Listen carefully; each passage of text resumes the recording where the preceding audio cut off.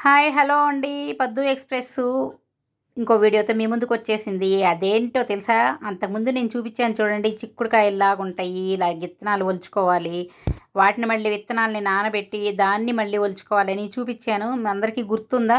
గుర్తు లేకపోతే ఒకసారి అందుకే ఇక్కడ కొంచెం లైట్‌గా మళ్ళీ చూపిస్తున్నాను. మీ అందరికి కొంచెం అర్థం అవ్వాలని. ఇంతకుముందు వీడియో ఉంది. మీరు కావాలంటే ఒకసారి చూడండి. అది కూడా కింద ఇస్తాను నేను. డిస్క్రిప్షన్లో ఒకసారి ఆ లింక్ ఇస్తాను, ఒకసారి చూసుకోండి. అది ఎలాగ ఒలవాలి ఏంటి అన్నీ కూడా డీటెయిల్గా చూపించాను. ఇక్కడ లైట్గా చూపిస్తున్నాను ఊరికే, అంటే మొత్తం చూపిస్తే ఇంకా లాంగ్ అయిపోతుందని కొంచెం లైట్గా చూపిస్తూ ఉన్నాను. చూడండి, ఇవన్నీ ఇలా ఒలిచి పెట్టుకున్నాను కదా. ఆ ఒలిచిని ఫ్రిడ్జ్లో పెట్టుకుంటే ఒక్కరోజు ఒక్క వెరైటీ చేసుకోవచ్చు అనమాట. ఇక్కడ ఆ సీజన్లో చాలా ఫేమస్ అండి. సంక్రాంతి టైంలో నేను ఇంతకుముందు చెప్పాను నువ్వులు బెల్లం ఇలాంటివి పంచుతారని.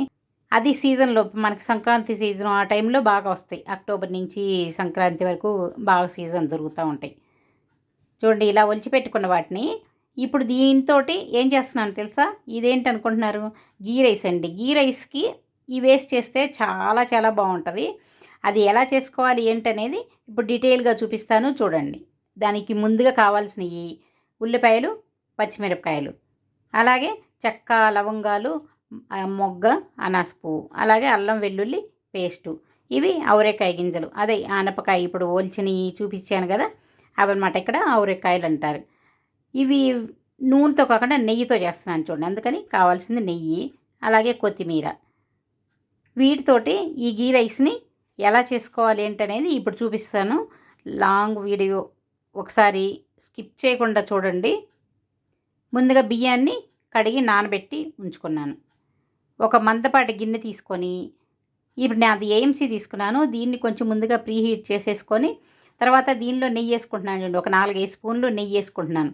నూనె అసలు వాడకుండా నెయ్యితోనే. ఇంకా ఈ గీ రైస్ ఇంకా చాలా బావుంటది ఇలా చేసుకుంటే. చూడండి, ఈ గింజలు లేనోళ్ళు మేమెలా చేసుకోవాలా అనుకుంటా ఉంటారు గదా! ఈ గింజలు లేపోతే పచ్చి బఠానీలేసుకోవచ్చు. చిక్కుడు గింజలు మనకి విడిగా దొరుకుతాయి మన ఊళ్ళో. ఆ గింజలతో అయినా చేసుకోవచ్చు. లేదంటే బఠానీతో అయినా చేసుకోవచ్చు.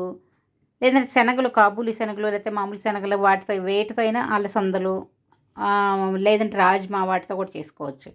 ఇప్పుడు చూడండి, నూనె కొంచెం కాగిన తర్వాత హోల్ గరం మసాలా వేసుకున్నాను. బిర్యానీ ఆకు, చెక్క, లవంగాలు, మొగ్గ, అనాస పువ్వు అన్నీ వేసుకొని కొంచెం లైట్గా ఫ్రై చేసుకొని ఇప్పుడు ఉల్లిపాయలు, పచ్చిమిరపకాయలు వేసుకుంటున్నాను. ఇవి కొంచెం లైట్గా వేగిన తర్వాత మరి బ్రౌన్ కలర్ రానక్కర్లేదు, కొంచెం వేగితే సరిపోతాయి అన్నమాట. దీనిలో ఇంకొంచెం బాగా తొందరగా వేగటం కోసం కొంచెం సాల్ట్ వేసుకోవాలి. చూసారా, సాల్ట్ వేసుకుంటే తొందరగా వేగుతాయి ఇవి. ఇలా వేసుకొని కొంచెం వేయించుకున్న తర్వాత వీటిలో కొన్ని జీడిపప్పులు వేసుకుంటున్నాను చూడండి. జీడిపప్పులు కూడా వేసుకుంటే టేస్ట్ ఇంకా గీ రైస్కి జీడిపప్పులు వేసుకుంటే చాలా బాగుంటుంది. ఇవి వేసుకొని ఇవి కొంచెం లైట్గా వేయించుకున్న తర్వాత ఇప్పుడు అల్లం వెల్లుల్లి పేస్ట్ వేసుకోవాలి. అల్లం వెల్లుల్లి పేస్ట్ వేసుకొని కొంచెం పచ్చి వాసన పోయే వరకు కొంచెం లైట్గా వేయించుకోవాలి. చూసారా, ఇది వేగిపోయింది. ఇది వేగిన తర్వాత ముందుగా మనం కడిగి పెట్టుకున్న, అంటే మనం బాస్మతి రైస్ అయినా తీసుకోవచ్చు, మామూలు రైస్ అయినా తీసుకోవచ్చు. నేను మామూలు రైసే తీసుకున్నాను. ముందుగా కడిగి పెట్టుకున్న రైస్ని ఒక అరగంట ముందు కడిగి పెట్టుకుంటే సరిపోతుంది. చూడండి, దీనిలో వేసుకొని ఇప్పుడు ఈ మసాలా ఇవంతట్లో నెయ్యి కూడా ఉంది కదా, దానిలో ఈ బియ్యాన్ని కొద్దిసేపు అలా తిప్పుకుంటే, ఎందుకంటే బియ్యం మెతుకు మెతుకు అంటుకోకుండా చక్కగా నీట్గా పొడి పొడిగా వస్తుందన్నమాట. ఇప్పుడు దీనిలోనే ఈ గింజలు ఉన్నాయి కదా, ఆనపకాయ గింజలు అంటే మాకు అవరేకాయ గింజలు అంటాం కదా, వీటిని కూడా వేసేసుకుంటున్నాను అన్న బియ్యంతో పాటే. వేసుకొని కొంచెం లైట్గా ఈ నెయ్యి మసాలాలు ఉన్నాయి కదా, దీనిలో ఇలా కొంచెం లైట్గా ఫ్రై చేసుకుంటున్నాను చూడండి. ఇలా ఫ్రై చేసుకుంటే చక్కగా దానికి ఇదంతా అంటుతుంది కదా, అసలు మెతుకు మెతుకు అంటుకోకుండా బాగా వస్తుందన్నమాట. చూడండి, ఇలా వేసుకున్న తర్వాత దీనికి తోడు ఇంకా పొడిగా రావడానికి నేను ఇంకో చేసేది, నా కామన్గా నేను ఎప్పుడు చేసేదే మీ అందరికీ తెలిసే ఉంటుంది. దీనిలో నీళ్లు మామూలు చన్నీళ్ళు పోసుకోను, వేడి నీళ్ళు పోసుకుంటాను. ముందుగా నీళ్ళు పక్కన గిన్నెలో వేడి చేసుకుంటూ ఉంటానన్నమాట. ఆ నీళ్ళు పోసుకుంటే ఇంకా ఇది నెయ్యిలో వేగినట్లు అవుతుంది, అంటే అందులో వాటర్ అంతా పోతుంది. అలాగే ఇలా వేడి నీళ్ళు పోసుకుంటున్నాం కాబట్టి ఇంకా పొడి పొడిగా చక్కగా బాగా వస్తుంది. చూసారా, ఇలాగా వేడి నీళ్ళు పోసుకొని ఇప్పుడు దీనికి మొత్తానికి సరిపడా ఉప్పు మన టేస్ట్కి తగ్గినట్లుగా, ఎవరెంత తింటారో దానికి తగ్గట్లుగా ఉప్పు వేసుకోవాలి. ఉప్పు వేసుకొని ఉప్పు అంతా బాగా కలిసేలాగా కలుపుకొని ఇప్పుడు మూత పెట్టి కాసేపు ఉడికించుకోవాలి.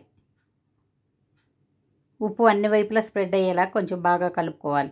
కలుపుకొని మూత పెట్టి ఒక్క 5 నిమిషాలు హై ఫ్లేమ్‌లోనే ఉంచి కొంచెం దగ్గరుండి 5 నిమిషాలు కొంచెం దగ్గరుండి చూసుకుంటే పొంగకుండా బావుంటది. తర్వాత మళ్ళీ ఒక్కసారి దాన్ని కలబెట్టి అంతే అన్నం ఉడుకుబట్టిన తర్వాత కలిపితే మెతుకు చిదిరిపోద్ది. అందుకని ఇప్పుడు కొంచెం లైట్‌గా చిన్నగా ఇలా కలుపుకోవాలి. మరి గబగబా కలిపేసేయకూడదు. ఇలా కలుపుకొని కొంచెం మీడియం ఫ్లేమ్‌లో పెట్టుకోవాలి ఇప్పుడు. మీడియం ఫ్లేమ్‌లో ఒక 10 నిమిషాలు ఉంచేసుకుంటే మూత పెట్టి ఒక మీడియం ఫ్లేమ్‌లో పెట్టుకొని మూత పెట్టి కొద్దిసేపు మగ్గనివ్వాలి. తర్వాత ఇంకొక 5 నిమిషాలు సిమ్‌లో పెట్టేసుకుంటే ఇంక అంతేనండి. చక్కగా రెడీ అయిపోతది చూడండి. ఎంత బాగా రెడీ అయిపోయిందో.